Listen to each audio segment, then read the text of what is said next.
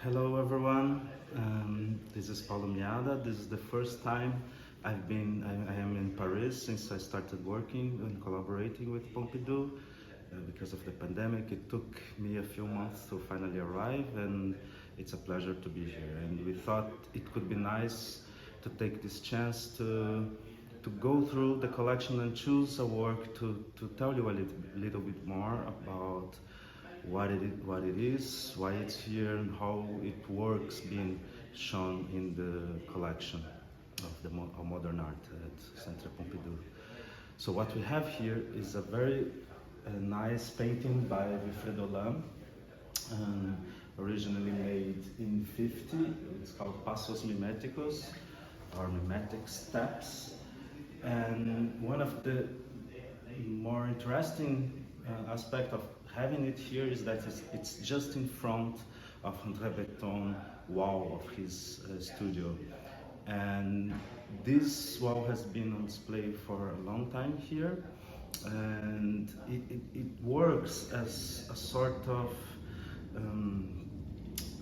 looking glass into surrealist imagery, surrealist field of reference, of course, through Breton's own take on it. And having Wifredo Lam in front of it is quite significant because, as a matter of fact, Wifredo and Breton got connected in a way because of Second World War.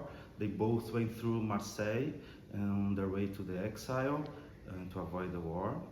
And then they met there and they got closer together there. Then they had a chance to be together at the Caribbean region, especially in Haiti, where they did a collaboration. And they both also went through Martinique, where they met Aimé Césaire, which was also very influential for both of them in different ways.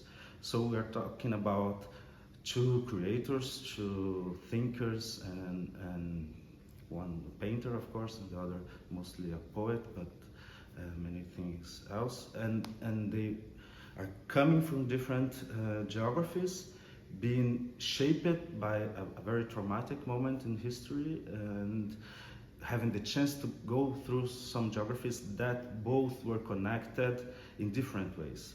Breton, because the surrealist impulse made him try to have a grasp of different cultures across the world, including the Caribbeans and South America and Central America, and Wifredo coming from Cuba with a mixed family and having then the necessity and opportunity to be back to the region where he was born.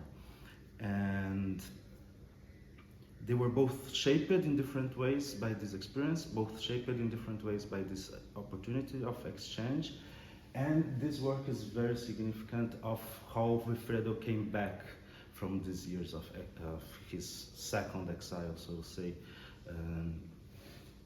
because he's trying to negotiate out the repertoire that he had grown in Spain and in France, in close contact with the avant-gardes of the time, with the materials and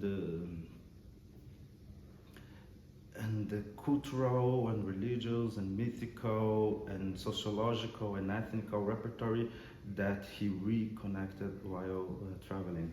This is important for us also to consider what works that come from artists that from different geographies can bring to the collection, and how they can bring us elements that make us look to something as established as Breton legacy with different tools and knowledges.